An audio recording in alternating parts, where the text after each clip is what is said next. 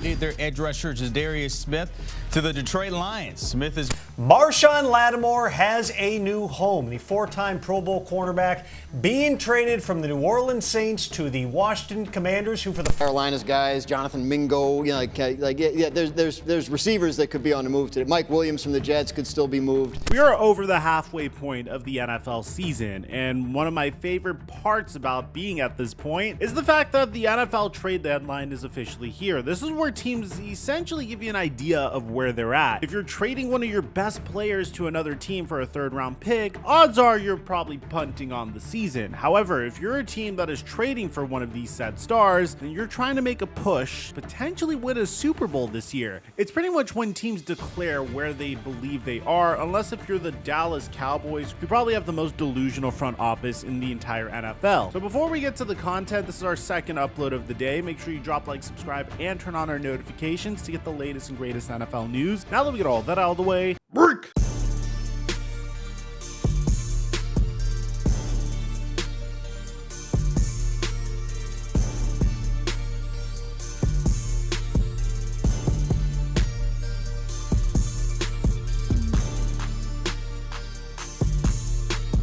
We dominated opening night on Prize Picks, hitting on the Anthony Edwards free square and making an easy $75, and then making another $150 on my Hauser LeBron James picks. We had a lot of NFL success as well, all in all making about $400 over the past week. Now, if you haven't signed up for Prize Picks, make sure you use my promo code Mikerophone to get a free $50 when you make an entry of $5 or more. I give away my picks for free on Instagram at @TheFlightMike or Snapchat at FlightMikeSnap, and thank you Prize Picks for the sponsor. Mike Check 1212. What's going on, everybody? Despite the recent rivalry between my favorite team, the Dallas Cowboys, and the Detroit Lions, I absolutely love the Detroit Lions, man. How can you not get behind a head coach like Dan Campbell, who turned around one of the saddest franchises in the entire NFL in just a few seasons? The team's culture is so remarkable that Ben Johnson, who had the opportunity to coach the Washington Commanders this past offseason, elected to return for another season as the offensive coordinator of the Detroit Lions. Their entire coaching staff is filled with a bunch of former players, and the culture that they established there is amazing. Their best players are all redemption stories, whether it's Jared Goff getting traded from the LA Rams, in addition to multiple first-round picks for Matthew Stafford, or Amon-Ra St. Brown, who could famously name each and every wide receiver that was selected ahead of him. Or even David Montgomery, who was cast away by the Chicago Bears and was considered to be a draft bust at the point that he signed with the Detroit Lions. But a player that wasn't ever a redemption story up until this past year is Aiden Hutchinson. Aiden Hutchinson was one of the coolest stories in all of the NFL, primarily because he went to Michigan, dominated in Michigan, and then got selected by his hometown team, the Detroit Lions. And he was without a doubt the anchor of that defense. However, once the Detroit Lions decimated the Cowboys so badly that I honestly can't believe it was even televised, Aiden Hutchinson would suffer a season-ending injury. This injury is so catastrophic that it could potentially end the chances that the Detroit Lions make it to the Super Bowl, which I know is a pretty wild claim considering the fact that this is a team that's only lost one game so far. But once you make it to those meaningful playoff games, losing your edge rusher is the difference between making noise in the playoffs or making it to the Super Bowl or even winning the Super Bowl. I'd like to remind you guys that the play that won the Kansas City Chiefs last year's Super Bowl wasn't a play by Patrick Mahomes. It was a play by Chris Jones. And had he not been there to get in Brock Purdy's face towards the end of the game, then the San Francisco 49ers may have won the Super Bowl last year. With that being said, the Detroit Lions needed to address the fact that Aiden Hutchinson was out for the season, and there were a number of contenders that they were pursuing, one being Max Crosby, which I would have loved to see the Raiders trade Max Crosby if they got the right compensation for them, but ultimately the Lions decided to target Zydus Smith from the Cleveland Browns. So the Detroit Lions traded a 5th round pick and a 6th round pick to the Cleveland Browns for edge rusher Zydus Smith. The fact that the Lions were able to pull this off is very impressive. Zydus Smith is a 32-year-old that averaged 10.5 sacks last year and has 5 sacks this year already. But the main reason I love this move so much is Zydus Smith isn't just a short-term rental. He's under contract through the 2025 season. It really sucks whenever you're in the Cleveland Browns situation because they had very high hopes for this season, and now they have no choice but to be sellers at the deadline, especially considering the fact that Deshaun Watson's cap hit is about to decimate this team for the foreseeable future. So the Browns really didn't have much of a choice but to make this trade, but it's really unfortunate because this is the market for Zydus Smith. They really had no leverage and no choice but to trade him. At least they got something in return for him, but it's not really much of a return for a 32-year-old effective edge rusher. It's not really the worst trade, but I think the Browns could have done better if the circumstances were a little bit different. So I'm going to give the Browns a C-, whereas I'm giving the Lions an A+.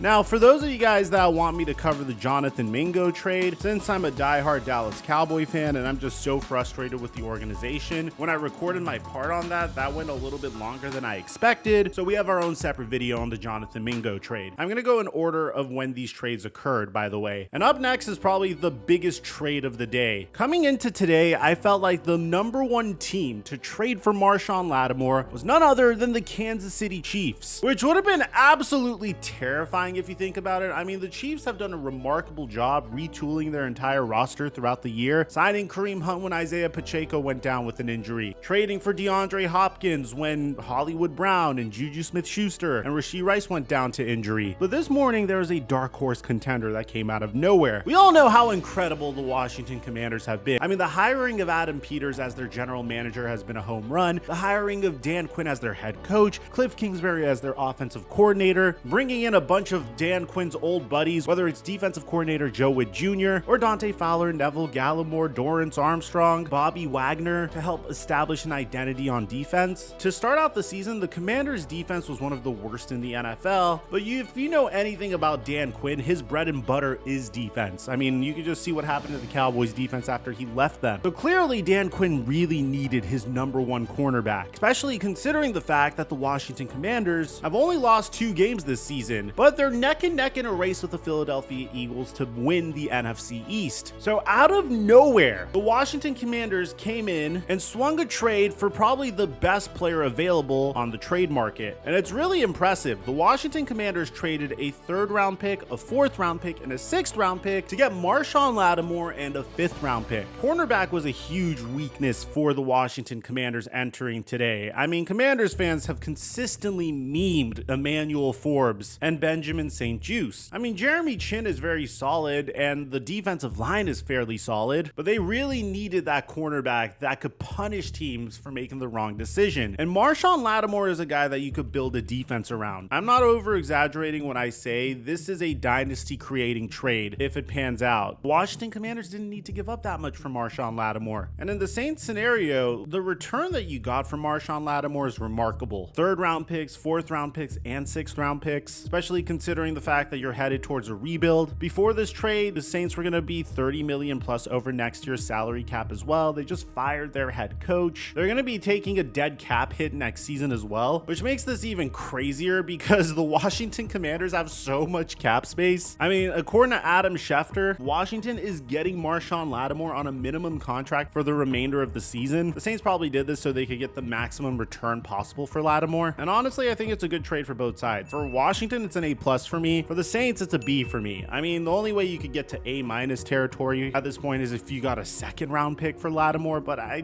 didn't think that was going to happen. It was a trade that made sense for both sides. And honestly, if Jaden Daniels continues his play, and considering the fact that the Commanders are going to have the most cap space in the entire NFL next year, we might be witnessing the start of a dynasty in Washington. And even though I'm a Cowboy fan and I want them to fail, I have to admit, after all the crap the Commanders have gone through over the past 2 decades, you guys deserve it. So congratulations. Up next is a trade that we've all been waiting for. Once the New York Jets acquired Devontae Adams, Mike Williams became expendable. They signed him to a 1-year, $15 million contract last offseason, but the Steelers have quietly built a remarkable team over the past few months. I mean, they addressed the quarterback position by bringing in Russell Wilson on a veteran minimum contract and Justin Fields, but the #1 issue was the fact that they needed depth behind the wide receiver position, especially after losing Deontay Johnson Johnson in the offseason. The Steelers have been in on virtually each and every wide receiver, whether it was Brandon Ayuk or Devontae Adams, and they finally got their wide receiver. They didn't need to pay that much to get him, because the New York Jets agreed to trade Mike Williams to the Steelers for a 2025 5th-round pick. Mike Williams was never able to get on the same page with Aaron Rodgers, and Aaron Rodgers even threw him under the bus before the Jets traded for Devontae Adams. Allen's down the seam, Mike's down the red line. So I'm looking at Allen. He puts his hand up, 3 guys go with him, so I'm throwing a no look to the red line. And when I just peek my eyes back there, he's running an inbreaker. So it's got to be down the red line. So were you throwing that spot to come back to it? No, I was throwing it to the red line, but when I got to about here, I realized he was running an inbreaker, so I had to kind of adjust it a little bit. But the play is 2 guys vertical, 1 guy down the seam, 1 guy on the red line.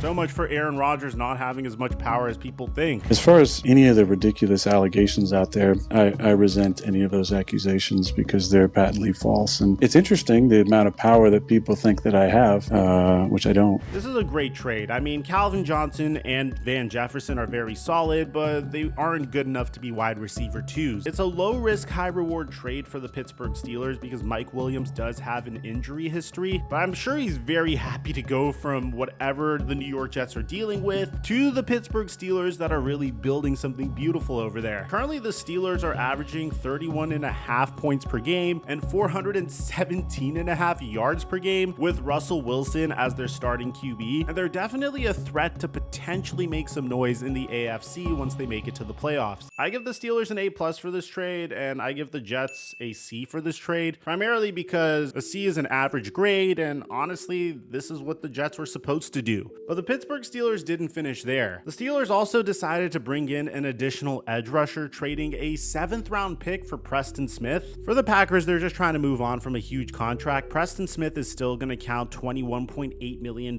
against their cap over the next 2 years. It probably means that they have more faith in Lucas Van Ness, which they selected in the 1st round of the 2023 NFL Draft. And for the Steelers, they just want additional depth in the event that something happens to TJ Watt or Alex Highsmith, which TJ Watt does have an injury history, so I love this trade. The Bengals made a trade for Khalil Herbert. I'm a huge Khalil Herbert fan. This is more or less a depth trade. They traded a 7th-round pick to the Chicago Bears in return for Khalil Herbert. This is because Zach Moss is out indefinitely with a neck injury, so I think it's a solid trade for both sides. And aside from that, I'm your boy Mike, and I'm dropping our mic until our next upload.